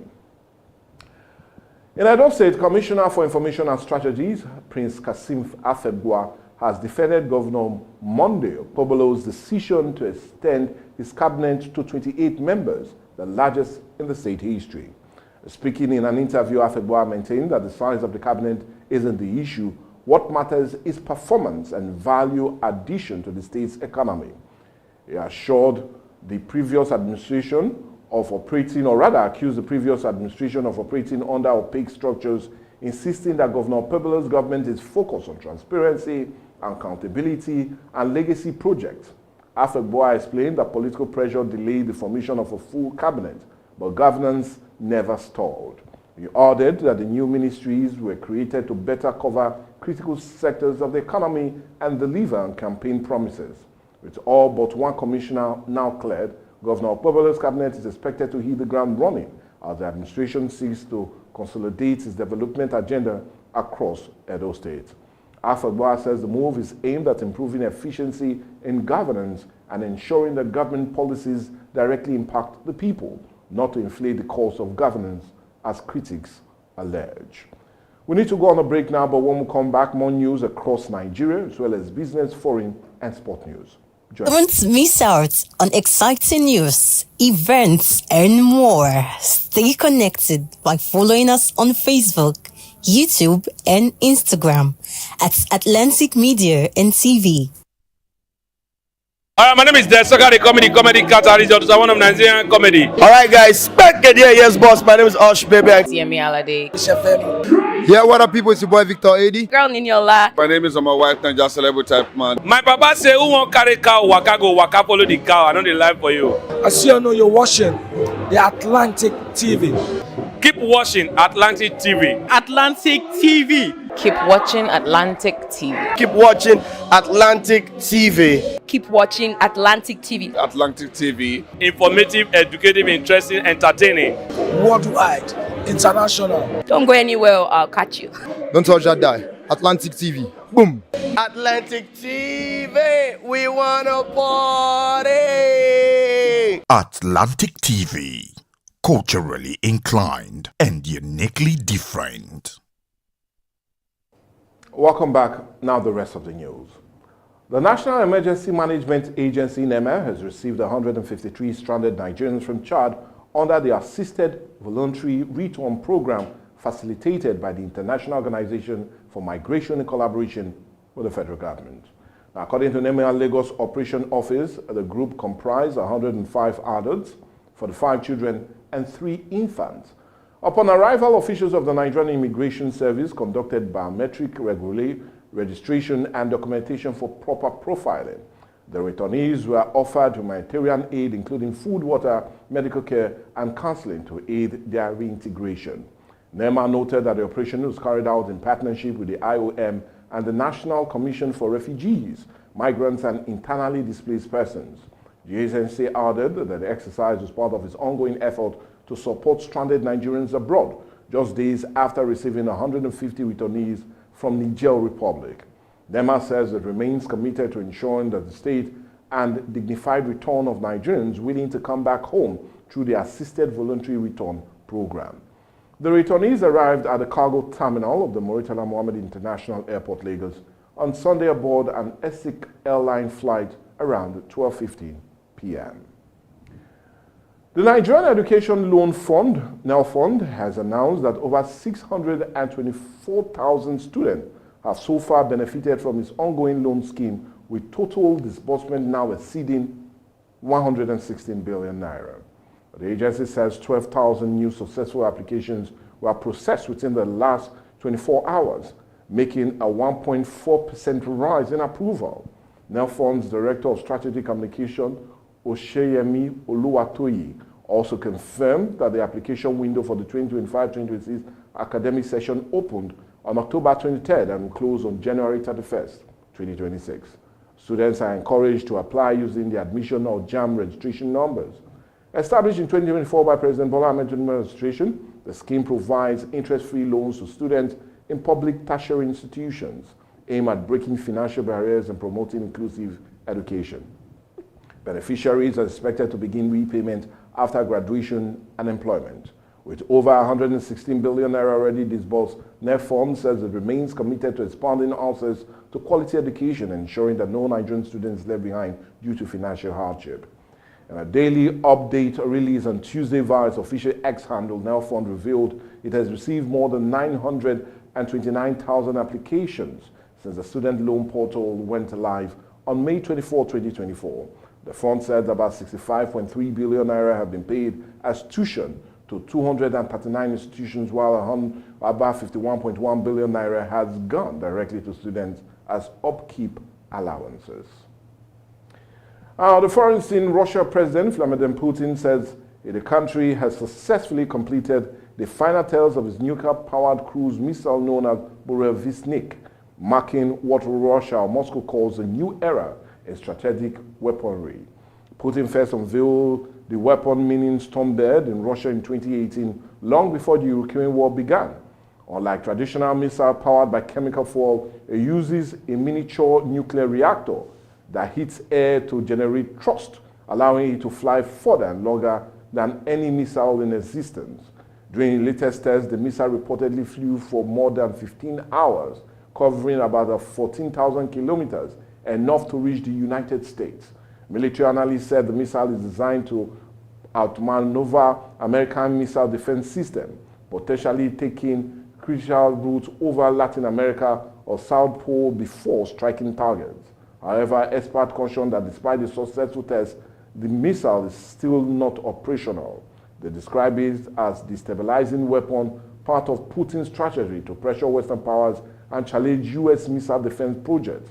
While the Kremlin celebrates what it calls a historic milestone, Western analysts remain skeptical, citing safety concerns and radioactive risks associated with nuclear-powered propulsion system. Experts said the long-range missile capable of flying thousands of kilometers at low altitude to evade Western air defense could reshape the nuclear balance, but warn it remains years ahead from full deployment. Away from the foreign scene, now straight to sport, the 38-year-old Inter Miami forward who captained Argentina to the World Cup glory in Qatar in 2022, said that he would definitely be a part of the World Cup. Messi, the 8-time Ballon d'Or winner, added that he will only make a decision if he is 100% ready and useful to the team. Turning 39 next June, Messi could make history by appearing in the 6th World Cup, a record few players have achieved. Reflecting on life in Miami, the Argentina captain said he enjoys the peace and lifestyle there, calling it a great place to raise his children. Since joining Major League Soccer in 2023, Messi has remained Argentina's all-time scorer with 114 goals in 195 appearances. If he takes part, Messi will lead Argentina title defense at the 2026 World Cup, co-hosted by the United States, Mexico, and Canada. Argentina football legend Lionel Messi has hinted he may feature in the 2026 FIFA World Cup, but says the final decision will depend on his physical condition. Still talking sport, and in Argentina winger Garnacho Alexandro has revealed the season or reason behind his decision to sign for Chelsea, citing the club's style of play and the influence of the coach as key factors. Speaking, he said, "When I spoke with the club and also the coach, it was important to understand the style of play. He explained a lot to me in a video call. It's a big chance to improve as a player in a team like Chelsea." The young forward scored his first goal for the Blues in their 2-1 loss to newly promoted Sunderland last weekend, marking an early glimpse of his potential in the coach-evolving side.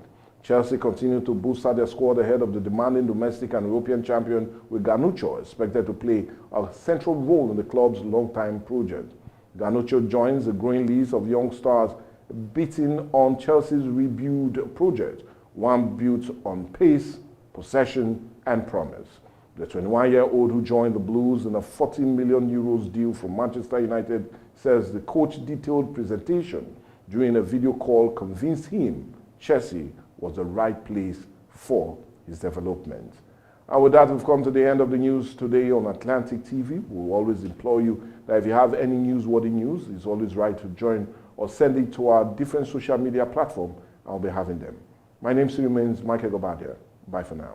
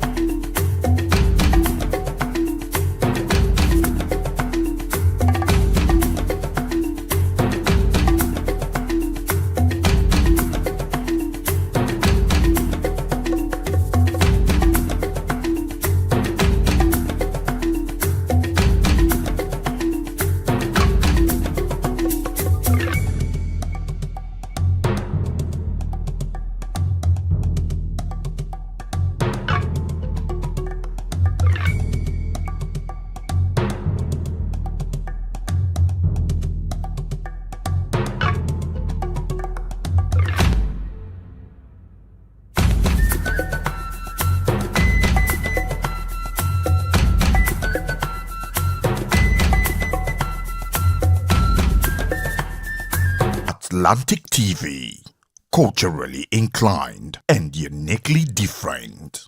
Behind closed doors, too many suffer in silence. Too many lives are scarred by violence in the very place that should bring peace, the home. Domestic violence is not love. It is pain. It breaks trust, destroys lives and families, and steals futures. Domestic violence is not a private matter. It's a violation of dignity, and it must end. Because hitting a woman does not make her a man, but correcting her in love and staying in peace with her is God's plan. Together, we can raise our voices, protect the vulnerable, and rebuild lives. Say no to silence. Say no to fear. Say no to domestic violence. Powered by Atlantic Media and TV. Don't miss out on exciting news, events, and more. Stay connected by following us on Facebook, YouTube, and Instagram at Atlantic Media and TV. Every year, millions of lives are stolen, dreams cut short, futures traded in silence. Human trafficking is a modern-day slavery. It hides in plain sight, tearing families apart and trapping the vulnerable in fear. But together we can end it. Together we can protect, we can rescue, and we can give hope. Say no to exploitation.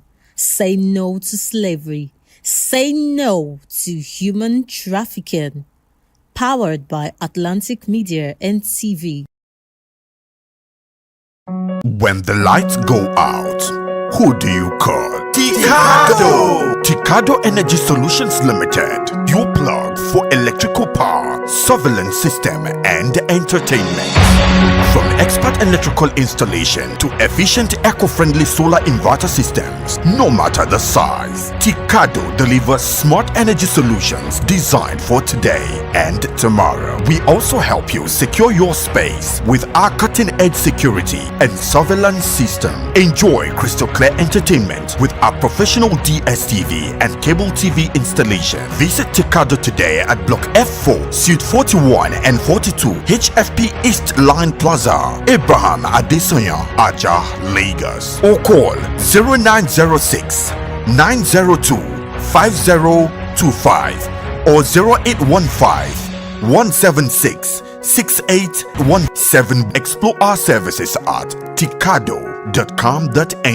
Ticado Energy Solutions Limited. Power, protection, peace.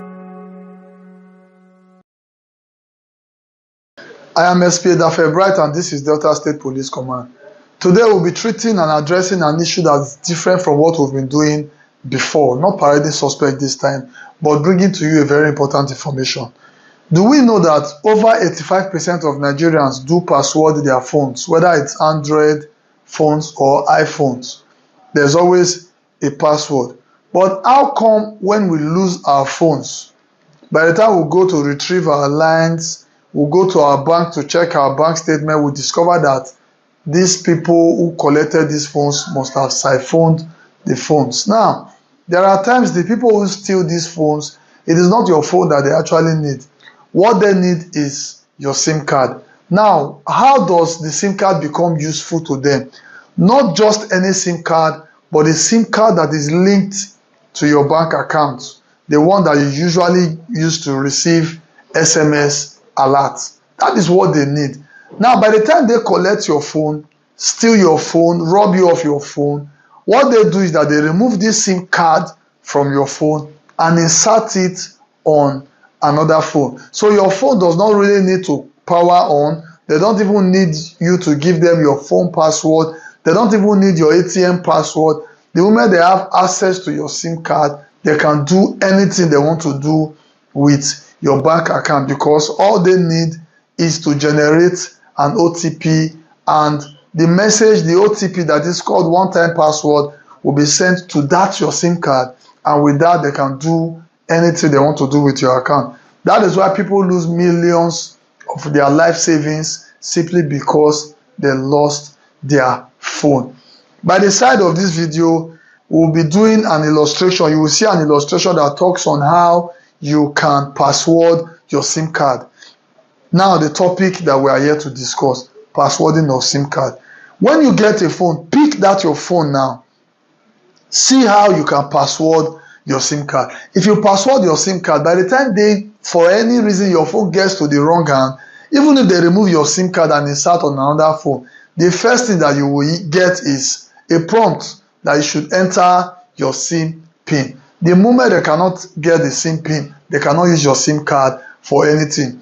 After the trial of 3, the POC prompt will come because the SIM card will be blocked, and you can only unblock that SIM card when you have the POC number. Some of us don't have our SIM pack because on the SIM pack it is written there the SIM PIN and the POC number. But because some of us don't have our SIM pack, I would advise you to quickly locate the nearest office of your service provider, be it Airtel, Globalcom or MTN. Approach them and request for your POC number. Once you've gotten your POC number, you follow these instructions and ensure that you password your SIM PIN. Your SIM PIN is very, very important. On my phone, for instance, once you turn off the phone and you turn it back on, you must enter your SIM PIN. If you cannot enter your SIM PIN, the SIM card will be useless. And I'm telling you, once they cannot have access to your SIM card, your money will be safely in the bank. They cannot have access to. There was a time I lost my phone, and it took me about 2 weeks to go to MTN office to retrieve my SIM card. Why did I wait 2 weeks? Because I knew I had a SIM PIN. I knew they would not have access to my bank account. I knew they cannot even use my SIM card for anything. Some of these people, when they steal phone, we'll be hoping that, we'll track the phone. Some of them don't even sell the phone. They will just condemn the phone and just get the SIM card to see if they can have your money. Please, they say a word is enough for the wise. It is very, very important. Don't see this video and just pass it by. Watch this video to the end. We're almost approaching the end of the video. Ensure that you take the lesson. Please password your SIM card. They say a stitch in time save 9. It's very, very important. Make haste when the sun shines. Not be to call. You don't have to start running and start saying, what do I do? What do I do? When you can prevent it. Let's not forget, prevention, they say, is better than cure. Thank you. Atlantic TV, culturally inclined and uniquely different.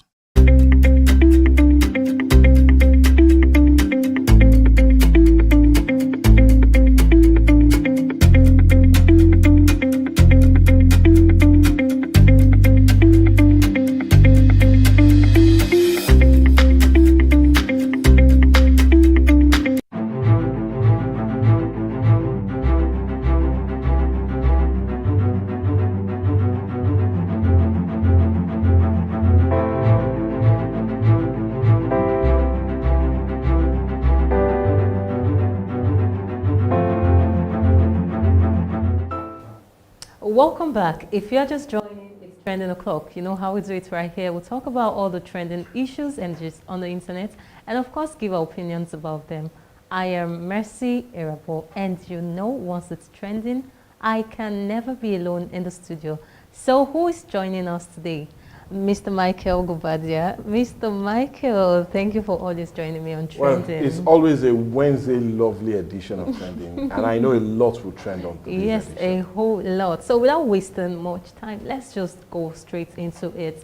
Yeah, the Enugu State Police Command has arrested a man identified as Ozioma Okonkwo for allegedly defiling his 2 biological daughters, aged 2 and 5. According to reports, the shocking incident came to light after neighbors raised an alarm over the children's condition. The police swiftly intervened, and the suspect is now in custody while investigations continue. This heartbreaking case has triggered widespread condemnation from child rights advocates, with many calling for strict justice and better protection for minors across the states. Well, this is a very sad, disheartening story. And I just ask myself, how do fathers do this? These are minors that you are supposed to protect, and you're doing this to your own daughters, your own biological daughters. like, is this a form of a spell, a spiritual spell or whatever? I don't know, because I don't really think someone in his correct senses will carry out such acts. So maybe first thing they should do is evaluate him mentally. Yeah, I think he needs a medical evaluation, Mr. Michael. Well, for me, I feel it's sacrilege to God and to man, yeah, what he did. And it's not just a matter of evaluation. You know, some persons are just outright evil. And that's a accumulation of what evil is. Yeah. Your own daughters. And it's something that you just can't really comprehend. You know, it's really, really disheartening to find that. And I'm really happy that the Senate has passed a law that deferment is now life sentence. And 2 life sentences is what it's going to have. And I even pray that they should even bring more stringent law, as the death penalty should come on account of that. And maybe it will help really to stop some of these unheard of news that we keep hearing, especially as it concerns deferment. And not only that, coming from children, biological father, well, like I said, it's sacrilege to God and man. And then I asked myself, where was the mother?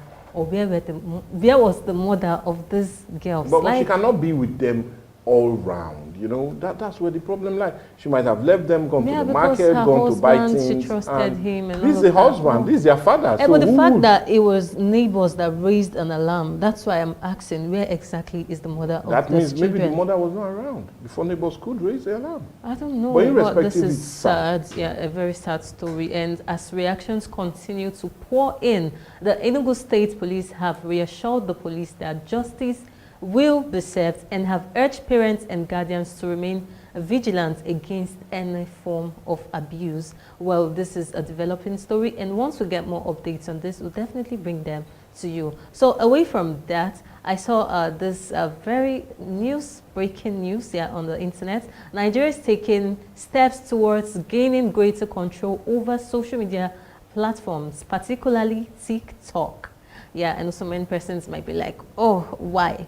The Director General of National Information Technology Development Agency, Kashifu Inuwa Abdullah, has revealed that the government is working on ways to ensure that platforms like TikTok are used to promote digital skills and productivity, rather than just entertainment. According to him, the goal is not to stifle creativity or free expression, but to make sure that Nigerian users, especially the youth, can benefit economically and educationally from time they spend online.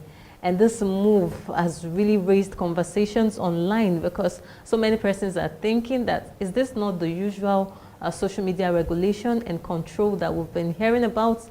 Is this a good idea? Because in as much as they are making it seem like it's something that has to benefit the youth, but the youth are asking, I hope this is not some form of censorship, Mr. Michael. Well, anyway, you know, we saw a similar approach being done in 2020, 2021, yeah, when under the leadership of former or late President Muhammadu Buhari, and it gave the international media space a whole lot to talk about.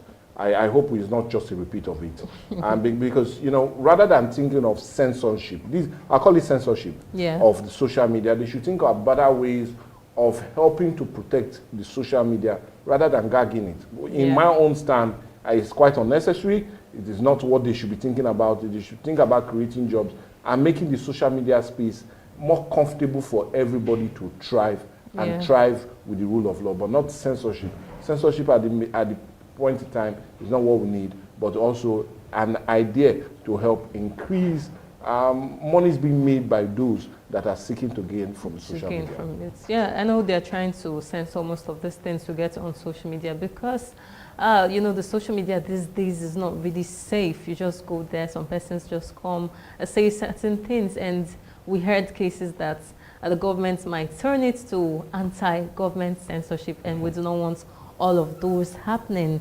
Well, to you watching, do you think the government have more say in social media platforms, how they operate in Nigeria, or should creators be left to control their own digital space? Well, drop your thoughts in the comment section of all our social media platforms, you know, on Facebook, on YouTube, on Instagram at Atlantic Media and TV. Yes, away from that, so I saw this viral video making the rounds online showing a Nigerian man driving off with a police officer who allegedly entered his car without his permission. Well, let's see the footage. It's not going to happen. This man open my motor when I'm driving, enter my motor. When I have original document, I have original driver license. This is the highway. On Tech Junction. Let me see your name, sir. Let me come down. What is your name? You can't come down. You can't come down. This is criminal activist. I take a criminal. You are behaving like criminal. You can't enter my motor when I'm driving. When I did not park because I'm in the order. Yes, you can't come down. This one is going to AIG. You are not going to come down, sir. You are not going to come. Why will you enter my motor when I'm driving? Why will you enter my motor when I'm driving? Look at his name. Look at his name. Look at his name. Look at his name. Look at his name. Yes, I'm going to park. I'm going to park, idiot. Come here, criminal. Thief.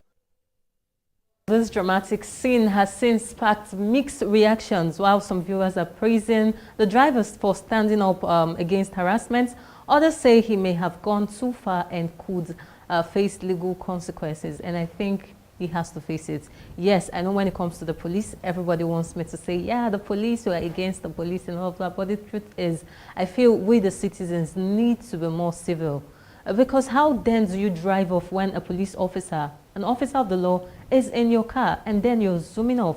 Are you trying to kidnap the police officer? That is what I feel from this end, because that is totally out of it. And if the police officer had used the violence and all of that, and then we come out to say police brutality, how do you face these officers of the law? Mr. Michael? Well, then I'll take a different approach from what you said. Okay. A police officer doesn't have a right to open your car door and go to the back of your seat. He doesn't have that right. Maybe he was trying to stop him and he didn't. He tried means. Back of his seat. Well, he tried every means to stop the guy. The only way you can do it, if you want to stop, and we do know he doesn't have a firearm, if he doesn't want to stop, get his number. That's the best way to go. It's there in the Police Act. Not you opening his back seat and jumping into it. What is that? You don't do that. It's never done in any developed clime, and it's very, very wrong, and something that really needs a lot of investigation to go through. Yes. But don't you think the driver was a bit rude? But at the end, he parked. Yeah, he did. He parked. And he told him to park, and he stopped and parked. He only wanted to let him know, you do not have a right to open my door and come inside my car. And I feel that's what he did. But when he later stopped, he said, park. And he said, yes, I'll park. And he did. So he obeyed the law, but the truth was, you do not just stop a driver by telling him, you tell him to stop, he wants to stop, you open the back of his car, jump in, and definitely he will zoom off with the police officer. We are judging by this video, and this is just half side of the story. Yeah, we definitely did not see what happened from the beginning. Yeah. Probably he asked him to stop from the beginning. Probably. And the guy did not stop, and he entered the car just to stop the guy. Yeah, probably. Yes, I do not support police. Do you know, if he has every means of wanting to stop, we've lost many lives on account of police officer roughly trying to stop a driver, and at the end he gets accident, kills persons that are not even part of it. It is wrong. You do not in every way try to stop a driver of a car. The best thing you can do, if he doesn't stop, pick his number, report to the needed authorities, he'll be arrested. Simple and short. Well, police authorities are yet to issue an official statement on the incident, but Nigerians online are already calling for clearer rules on how officers engage with civilians during routine checks. Yeah, I know that we need them to do better, but I still feel the citizens need to do better. We are just judging by this clip, and then this is who is giving us the clip, and he won't really want to do things that would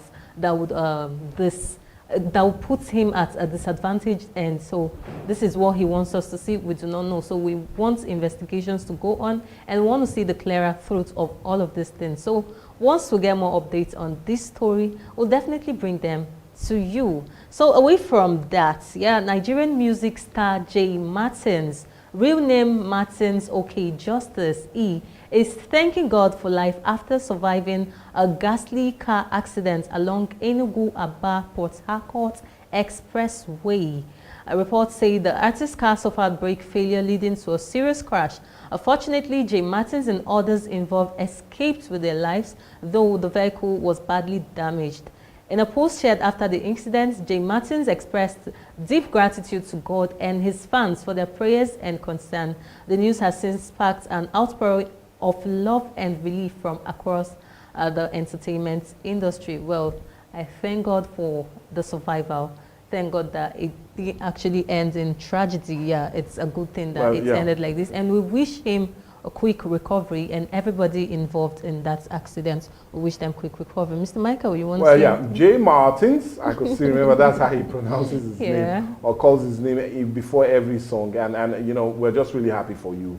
I want you to live long and see how much you can contribute to the Nigerian music industry. And in all of that, our hearts are with you, our wishes, best wishes are with you, and we're happy that there was no loss of life, or definitely no one at the end was rushed to any hospital. We give God all the glory of that. Yeah. So I wish him quick recovery and everybody involved. Yeah, away from that, Nigerian comedian and TV host Teju Oyelaki, popularly known as Teju Babyface, is opening up about his experience living abroad, and it's got everyone talking. In a recent interview, Teju revealed that he actually regretted moving to the United States, describing the relocation as a journey filled with unexpected challenges and moments of deep reflection.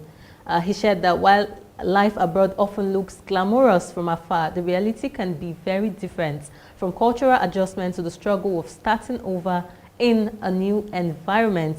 Teju emphasized that his experience taught him valuable lessons about contentment, purpose, and staying true to one's calling, whether in Nigeria or elsewhere in the world. So this is actually a reminder that life might not actually be greener outside, Mr. Michael. Well, anyway, it's one I'm happy he has come to realize himself. Yeah. You know, Teju, if he was still in Nigeria, would have been, he was a household name when it comes to the entertainment and comedy sector in Nigeria. And all of a sudden, we just saw him vamoose. We never knew he jackpad. But now he has gone, he has jackpad, and now he's now facing the reality of life. You know, starting afresh, especially when you are having nothing to hold on to, is always so difficult. I feel if Teju was right here in Nigeria, he would have been one of the first top 5 entertainers when it comes to comedy of our time. And he would have even been well honored, and he would be going abroad and coming at will and still enjoy life as it should be. But you know, that's why we need to sit down, critically examine some decisions we take before taking them. Yes, it's not all that glitters that is gold, and sometimes what you see outside is not what happens here. That's the honest truth. So before taking such leap of faith, always sit down, analyze the risk factor, see the gains that will come before jumping the gun. But well, for me, Teju, honestly, I felt we would have done better here. I felt we would have even made more money being here rather than taking that journey to no man's land and at the end where you are. Most times I ask myself, some persons that are really doing better here, most times they just want to leave.